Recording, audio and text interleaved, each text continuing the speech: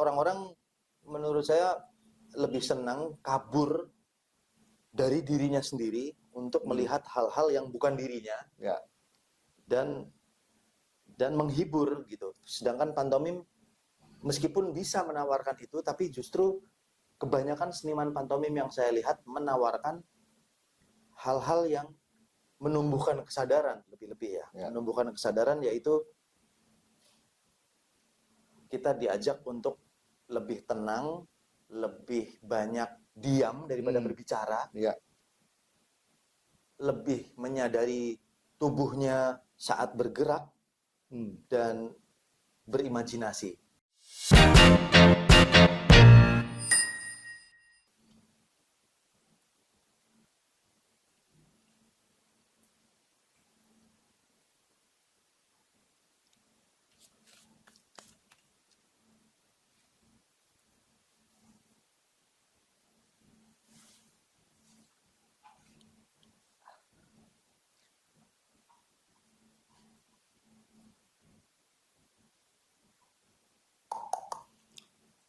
Assalamualaikum warahmatullahi wabarakatuh. Ketemu lagi di podcast Pasar Minggu Casticus Pasti Seru. Hari ini kita akan ngobrol dengan teman anak IKJ juga, bro. Banon, siap.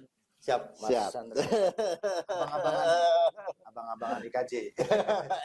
Beda 10 tahun gitu. 10 tahun, iya. Masih muda, tapi gue masih muda. Masih muda. Berjiwa muda selalu pokoknya. Dan teman-teman pasti awalnya ngeliat apa itu pantomim. Nah, ini menarik nih karena Banon ini aktif di dunia pantomim. Gitu kan. Dan kebetulan jurusannya dulu kuliah di IKJ, Fakultas Seni Pertunjukan Teater, tapi lebih menggeluti pantomim. Karena pantomim menurut gua hal yang menarik, unik, tapi kok nggak, menurut gua tuh nggak populer gitu. Nggak, sangat tidak populer. Kita tahu misalnya dunia pantomim kita, kalau yang gue kenal gitu, mungkin kebanyakan orang juga yang kenal itu cuma satu nama. Mas Septian Ducara. Iya, Mas Septian. Setelah itu nggak tahu lagi siapa tokohnya gitu. Makanya menurut gue ini menarik ketika ada lo yang meneruskan lagi gitu. Menurut gue meneruskan lagi lah di dunia pantomim. Kebetulan juga lo teater gitu. Kenapa bisa lari ke pantomim? Kecintaan dengan pantomim. Pertanyaan ini memang sering diajukan, kenapa memilih pantomim gitu. Saya sendiri bingung kenapa saya ada di pantomim, kenapa saya ada di teater, sampai sekarang saya juga ada di kelas acting untuk mengajar di situ, sampai di PH untuk mendampingi aktor-aktor profesional di film sebagai acting coach, acting consultant gitu ya. Saya pikir-pikir saya juga suka nulis gitu ya. Entah nggak harus dibaca orang, seenggaknya saya mengevaluasi diri. Sepertinya kayaknya pantomim yang memilih saya gitu waktu itu. Dan memang seperti halnya seni-seni yang lain, mereka tidak harus dan perlu untuk dikenal atau populer, tapi lebih kepada mengembangkan diri, mengembangkan keterampilan diri sebagai manusia, karena pantomim memakai tubuh ini yang jarang sekali disadari sama kebanyakan orang gitu. Berjalan tidak disadari, duduk tidak disadari, mandi juga tidak sadar karena pikirannya ada di proyek-proyek gitu ya, sehingga pantomim atau seni peran mengembalikan manusia kepada dirinya sendiri sebetulnya. Luar biasa. Filosofinya begitu tuh. Gitu kira-kira kayaknya, Bang. Emang pas di teater itu emang diajarin pantomim? Di teater di IKJ memang nggak ada mata kuliah pantomim, tapi ada mata kuliah olah tubuh yang ngajar Mas Yayu Awe Unru almarhum. Ada Bang Fuad Idris. Di situ olah tubuh kita dikenalkan dengan seni pantomim gitu ya. Ada beberapa segmen pantomim yang akhirnya kita pelajari. Karena penting juga di seni peran bahwa tidak hanya menghafal naskah, tapi menyampaikan pesan itu nggak harus pakai kata-kata. Itu dia. Dengan gerakan tubuh, bahasa tubuh. Bahasa tubuh itu ibu seni pertunjukan emang. ibunya seni pertunjukan sebelum kata-kata itu ada. Manusia purba dulu berkomunikasi hanya pakai bahasa Jibris mungkin ya, karena kata-kata tidak sesempurna sekarang kayak misalnya gitu misalnya kan. Tapi mereka paham gitu. Nah, oh ini orang lapar, lapar ya kan? misalnya kan contohnya. Tapi mereka bisa paham, mereka bisa tahu ketakutan-ketakutannya, mereka bisa saling memahami, saling bisa bekerja sama. Dengan bahasa tubuh itu bisa melakukan aktivitas dengan sempurna lah, bisa diomong. Malah justru lebih jujur gitu. Nah, oke. Karena tidak diselipi oleh Kata-kata manis. Karena kata-kata seringkali akhirnya menjadi kebohongan kan. Iya. Itu juga itu tukang bohong. Tapi sama cewek doang. Ya. Ditata, apa ya, dipercantik lah menggunakan kata-kata. Tapi kalau bahasa tubuh, karena tubuh nggak bisa bohong ya. Kita boleh bilang enggak, tapi kalau sebenarnya iya, tubuh akan merespons. Iya. Kayak saya pernah lihat video anak kecil ditanya sama gurunya, karena ini boarding school kan dia. Iya. Kamu nggak kangen sama ibumu? Enggak gitu. Tapi matanya Enggak, lama-lama nangis. Enggak. Iya. Akhirnya nangis, enggak apa-apa. Padahal dia kangen. Saya tersentuh, iya ini sebetulnya kata-kata bisa bohong. Tapi bisa bohong, tubuh tidak bisa bohong. Sampai keluar air matanya itu kan nggak bisa bohong, reaksi tubuh gitu ya. Gitu, betul. Emang apa namanya, itu menjadi satu kesatuan dengan dunia teater sebagai pantomim. Seni peran. Iya. Tapi apa yang membuat lo yakin gue menggulitin pantomim aja gitu? Biasanya kalau orang teater kan ya berteater, betul. acting, ya maksudnya di film, sinetron ataupun pentas teater. Lo memilih pantomim.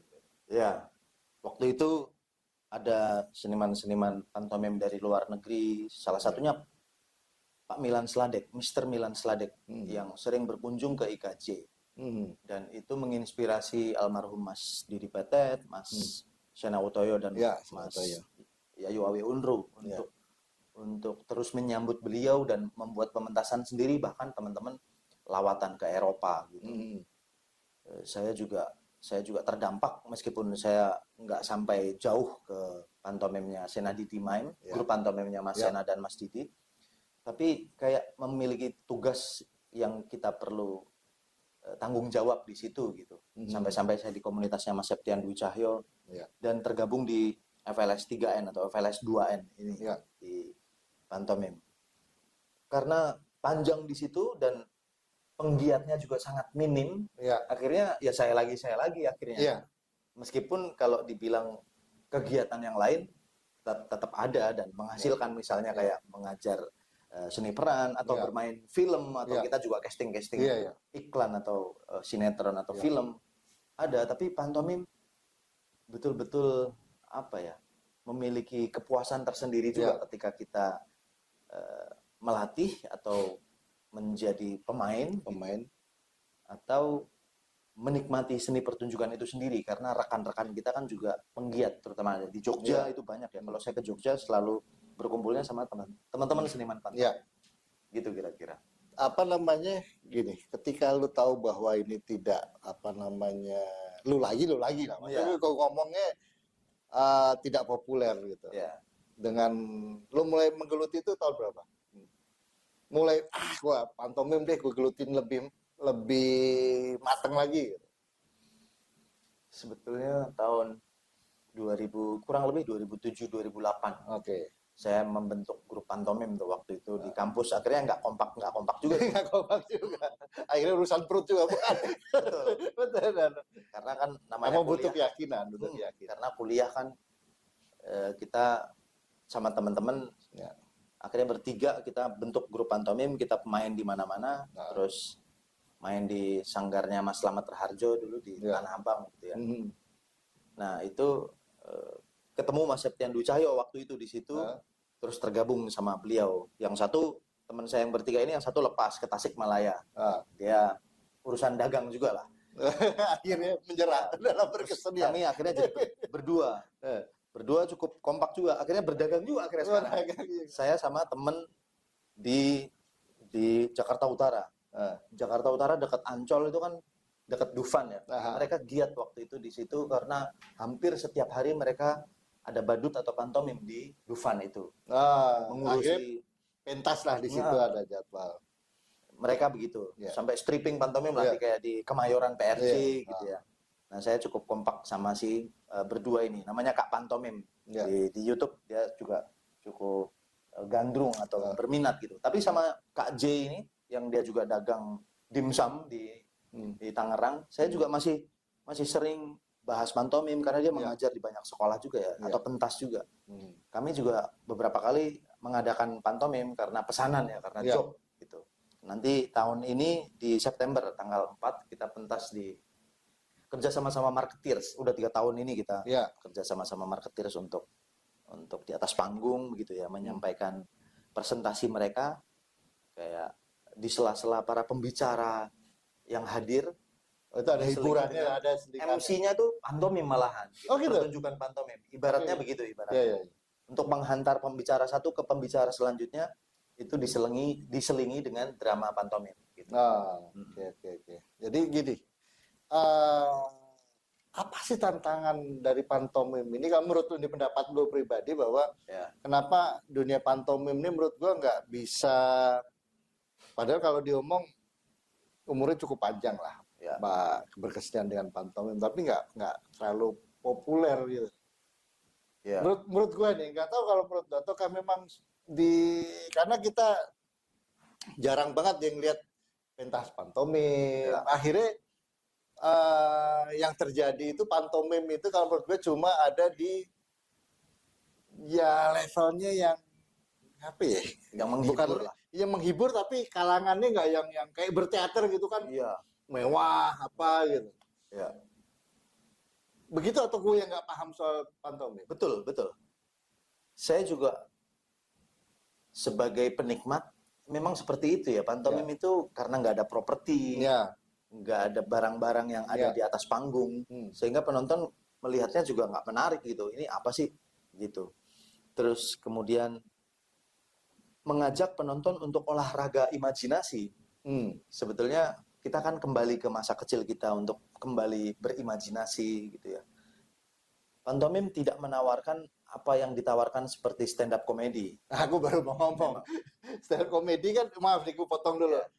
Cepat gitu loh. Maksudnya cepat. Bahkan sekarang sangat populer. Ya kan, ketika di salah satu stasiun televisi mengadakan audisi stand up, itu kan naik terus tuh sampai sekarang. Bahkan filmnya. Nah, pantomim yang gue tahu dari Mas Setian, itu kan dari tahun 80-an gue udah tahu.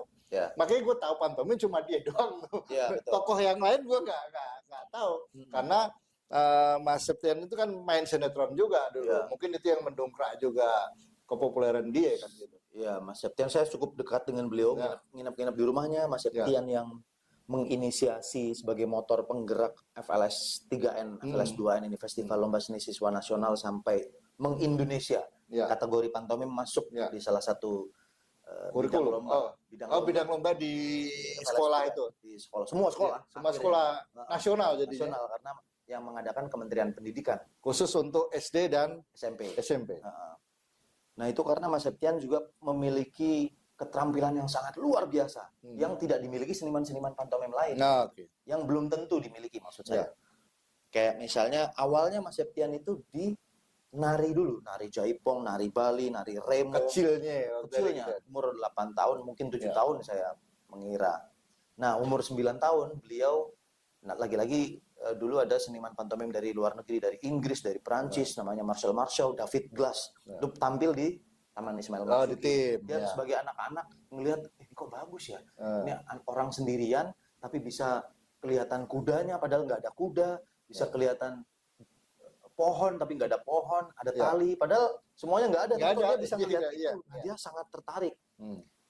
Padahal dia juga punya basic seni, yaitu seni ketubuhan, tari-tari tradisi ini waktu itu, sehingga memperkaya beliau dalam mengembangkan seni pantomim ini, apalagi breakdance gitu, apalagi breakdance dengan top teater, sehingga ketika beliau tampil di TV itu bukan lagi pantomim yang kita lihat di gedung pertunjukan, karena beliau paham, meramu, meracik konsepnya ketika tampil di TV,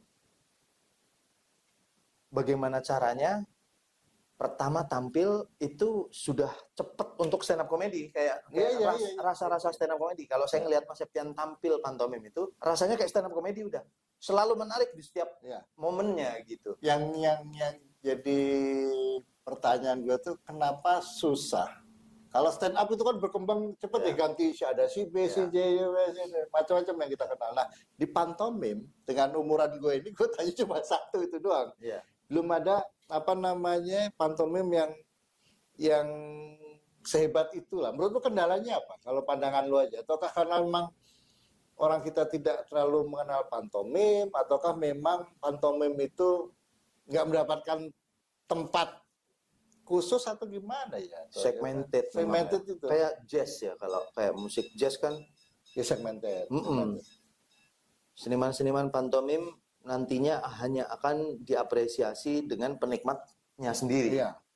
Kayak Balawan, musisi jazz gitar dari Bali, itu juga akan memiliki tempatnya sendiri, punya masanya sendiri gitu. Meskipun kalau ditanya siapa ya dia nggak tahu, misalnya kalau Balawan itu siapa, ada yang nggak tahu Mas Septian Dwi Cahyo, anak-anak zaman sekarang nggak tahu mungkin.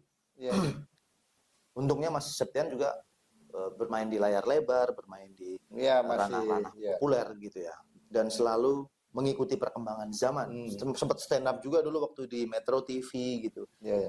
Nah itu memang pikiran kita selalu mencari atau serakah kepada hal-hal yang lebih menarik daripada sebelumnya. Sekarang kan saingannya begitu banyak, begitu besar. Ada stand up comedy, ada apa lagi?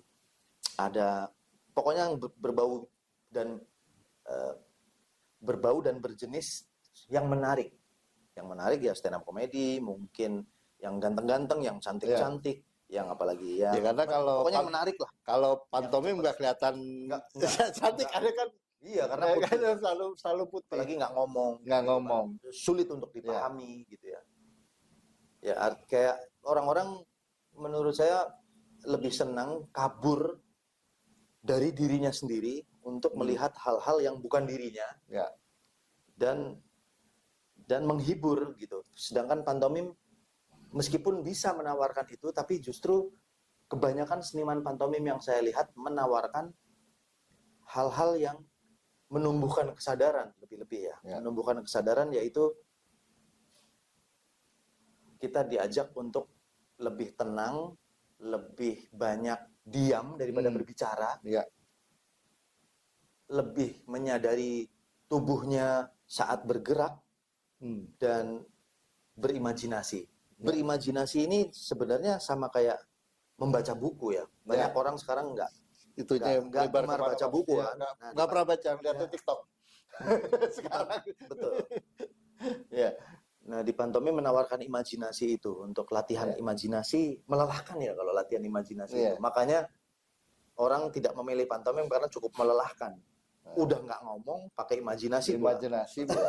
Dan orang harus paham itu. Orang mengikutinya perlu konsentrasi itu. Nggak banyak orang memiliki konsentrasi yang cukup panjang. Emang susah ya. Ketahanan sustainability-nya, si daya konsentrasi yang panjang ini.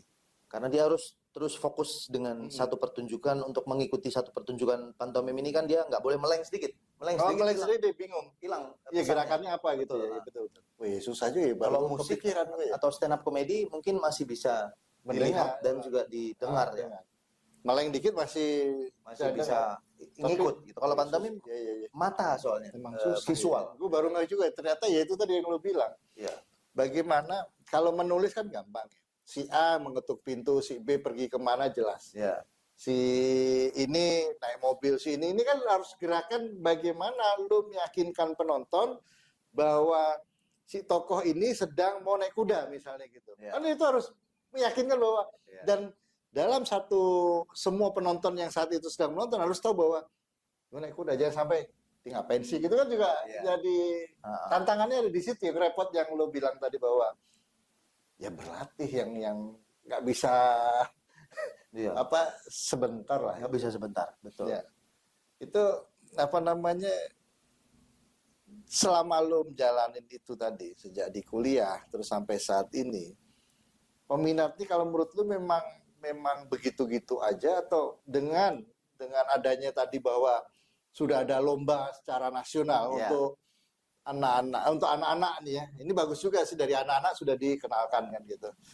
SD dan SMP. SMP. Ya. Itu gimana saat ini kalau melihat? Akhirnya kan mereka perlu didampingi pelatih ya. Ya. Tumbuhlah pelatih-pelatih di seluruh Indonesia ini. Yang awalnya nggak belajar pantomim jadi belajar. Ah, oke. Si pelatih-pelatih ini ya, Ya. yang di bawah saya, seusia saya, atau di atas saya. Yang nggak seniman pantomim, atau seniman teater, atau seniman lukis, Ya. atau mungkin bahkan seniman pantomim itu sendiri mengembangkan dan mendalami dan belajar lagi gitu, Ya. untuk Mendalami lagi untuk mendampingi si adik-adik yang lomba ini. Ya. Nah, itu menjadi masif memang akhirnya, Ya. menjadi diskusi, kita tidak menyarankan atau tidak berharap bahwa suatu hari nanti adik-adik yang ikut lomba SD SMP ini akan menjadi seniman pantomim. Ya. Enggak juga, memang bukan itu Iya, tujuannya. iya, iya. Sama kayak mereka lomba tari atau lomba pidato. Ya, tidak harus jadi penari, orator itu. Orator, betul. Mereka dikenalkan dengan itu, seni kreatif itu. Bahwa ada seni pantomim. Gitu. Betul. Kalau lo kan dari teater gitu, Ya. cukup dekat. Emang niatnya dulu berteater, terus kecemplung di dunia pantomim atau Iya. Kesasar memang waktu itu. Kesasar karena pengen masuk musik. Oh, SMP, SMA waktu itu 2002, ngeband. 2003 itu populer festival band di kampung saya, dan cukup berprestasi saya di sana sebagai pemain drum. Oh, main drum. Oke. Saya masuk IKJ, masuk musik itu ternyata fakultasnya saya kalau nggak bisa baca notasi balok gimana Bu ya? Oh, nggak bisa masuk musik katanya. Kamu harus kursus dulu. Terserah mau kursus di Purwacara kah, di Yamaha katanya. Waduh, saya ngabisin waktu lagi dalam hati saya. Mundur lagi. Iya, saya nggak bisa Bu kalau kursus lagi gitu-gitu. Ya udah, ini ada nih, ditawarin untuk masuk teater gitu. Kayaknya butuh mahasiswa juga ya. Tapi rata-rata naik aja kayak gitu, sering yang melenceng dari itu. Yeah. Kemudian saya melihat jurusannya, saya melihat ininya lah, outputnya. Ini ada yang jadi sutradara, ada yang jadi pemain film, ada yang jadi penulis. Terus membangun kepercayaan diri. Saya waktu itu kan juga nggak seberani sekarang nih kok ngomong tuh dulu nggak bisa saya. Saya kalau melihat diri saya yang dulu ya sangat pendiam, pemalu. Tapi teater mengembangkan diri saya menjadi mampu mengekspresikan apa yang saya inikan juga, pikirkan juga. Selain outputnya bisa menjadi hal-hal bidang-bidang itu ya di pekerjaan itu. Tapi gini, kita udah ngomongin pantomim, sekarang kita jadi ke gini, lu bermusik, terus pindah ke teater, nggak jomplang. Maksud lu bukan jomplang ya, apa namanya? Lu yakin bahwa lu kan pengen ngeband ya, lu mau berteater dan pentas itu nggak membunuh cita-cita lu jadi pemusik. Itu dia.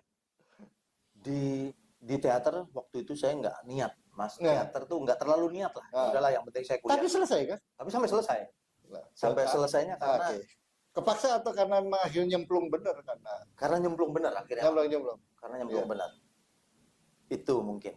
Di 35 mahasiswa di satu kelas itu, lama-lama kan berkurang. Mana teman-teman saya sama. Takut juga saya, apa saya harus pergi juga dari sini gitu kan. Wah, takut juga saya. Sampai 11 atau cuman 10 yang lulus. Untungnya saya ikut lulus kan. Saya tetap ngeband, bantuin Bang Cliff di Klapaitis gitu. Terus masih ngeband reggae, bantuin teman-teman band lah.